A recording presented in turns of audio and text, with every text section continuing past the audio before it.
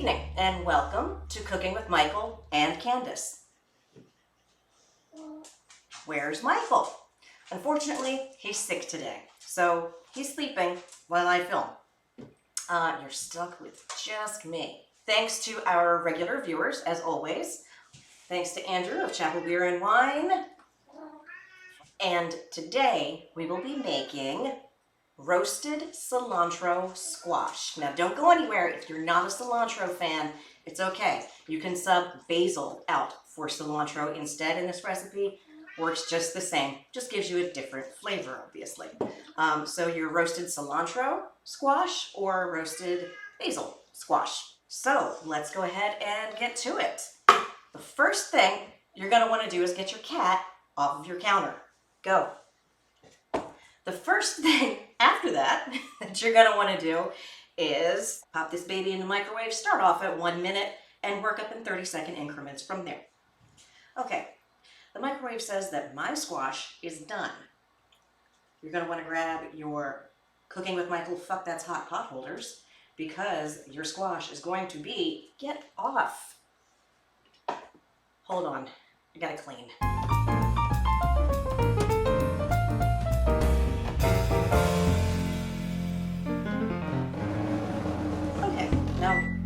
Pick up where we left off before we were so rudely interrupted, Miss Normal. Take your pot holders. You will definitely need them. You will burn yourself if you don't. Okay, now, why are we going to microwave a roasted squash? Because it helps you to get the peeling off a lot easier. That's why. So, we're going to just kind of check it and see if there's any give at all to it. And I've got a little bit of give here, but I think mine needs to go back in for another minute. Karen and other cat lovers, we'll take this break. This is Flounder. He says, feed me my second dinner. This is Normal. She says, let me get into everything. Take 2 with the squash. Okay, yeah, this is better. We have just a teeny bit of give in most places. So the reason why you're looking for a teeny bit of give, so you can use your vegetable peeler on it. That way you don't have to hack it up into little pieces and then take, a paring knife and then cut around it. If you enjoy doing that, go ahead, stick with that method. But trust me, this one, much easier, much faster. This is gonna get messy, so I'm gonna grab a pot holder that I don't care about. Or maybe just use a cloth. Squash does stain, as a heads up. Okay, so next, after we have microwaved, we're going to slice off the ends of each, and then we're going to cut what's called the bulb off so that it's easier to slice. Flipping around. Okay. And now these cuttings, what are we going to do with these? Oh, man, they're hot. Are we going to throw them into the trash? Or are we going to compost them? I'm going to compost them. So we're going to pop them in here. Just where it starts to curve, that's where you want to put your knife. You'll need a spoon to scoop out the seeds. Don't put the seeds in compost. Roast the seeds. And yes, the seeds will make a big mess. And you do the same thing on the other side. Now comes the fun part. Stand it up, crack your jokes, get it over with. Grab your vegetable peeler.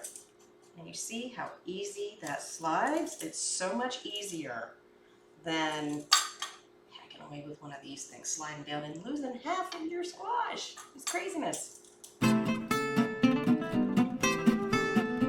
it's still a little bit harder than, say, peeling a carrot or a cucumber or any other vegetable that you typically think of using a vegetable peeler with. But it's also still a whole lot easier than cutting it up the other way.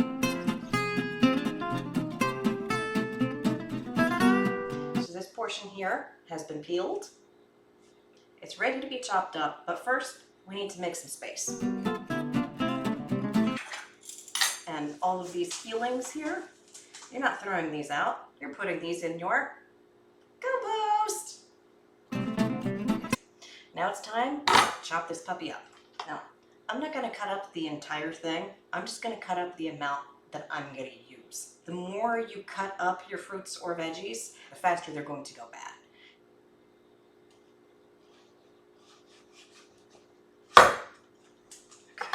Oh, forgot to mention, preheat your oven to 350, or if you've got a tiny oven like mine, turn that one on to 350 and set it to bake. And slice. You can make your cubes as small or large as you like. Just realize that the larger the cubes, the longer it's going to take to bake or roast them.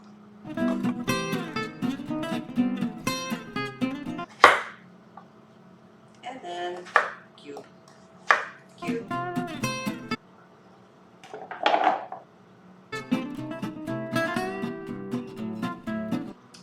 So that's chopped up. It's probably all I'm going to use. I'm going to put the rest away. Okay, now the really fun part. I like to put my salt on my squash first because the oil, it serves as a barrier between your food and whatever comes after it. So I want it to absorb my salt. And stir.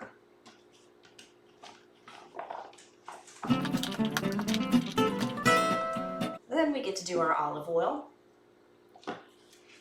And you just want enough olive oil to make a nice thin shiny coat on all of your cubes of squash. It's not anything where you want to see any puddles on the bottom, and you don't want your cubes to be swimming. You just want them to be a little shiny. Stir. Oh, smell the olive oil. So we stirred our olive oil, and that's what they look like. Nice, shiny looking squash cubes. Then you do your pepper, however much you like. Then you do my personal favorite. I put this in almost everything. They should, well, I don't know, it should be like a Frank's Red Hot commercial. I put this shit in everything. Do a tiny bit of cayenne pepper. Not enough to light your mouth on fire, just enough to set off all the other flavors. Whoa, that's too much. Okay, so you'll see I'm taking literally a small pinch. And then you put in either your cilantro or your basil. I'm doing cilantro.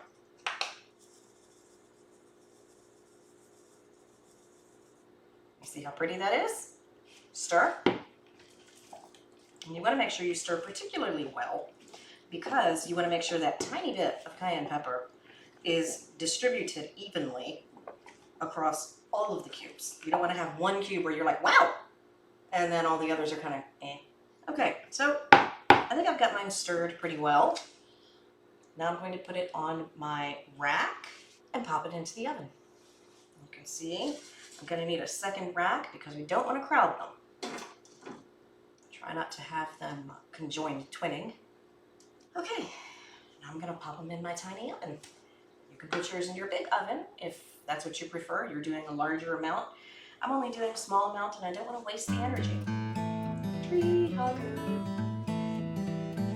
For these size cubes and that amount in my tiny oven, it takes about 20 minutes, maybe a little less, say 15 to 20 minutes. So you're going to check it at 15. Just don't walk away from it. Keep an eye on it. Stay in the room or the next room and set an alarm for yourself. It's the only thing that allows me to not burn things. You have to set an alarm. So see you when they're done. And if your cutting board has been stained by the squash, dish detergent, baking soda, and scrub, and then when you're done scrubbing it, spray it down with a little hydrogen peroxide. That should get all the three of those together should get the stain out. Okay, so as you can see, my squash is done. It only took mine about 18 minutes this time. Like we always say, don't walk away, always keep picking in on it, because I actually have my timer set. for 20 minutes. But isn't it pretty? It's all orange and green and shiny. Now let's taste it.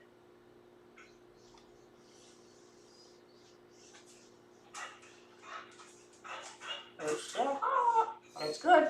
So we'll taste it again now that it's cooled off.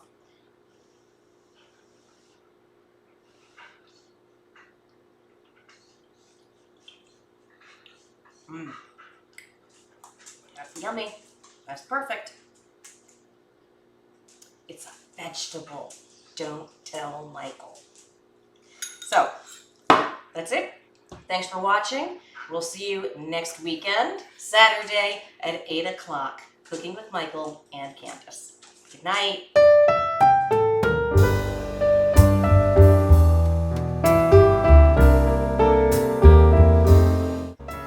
Hi, good evening, and welcome to another episode.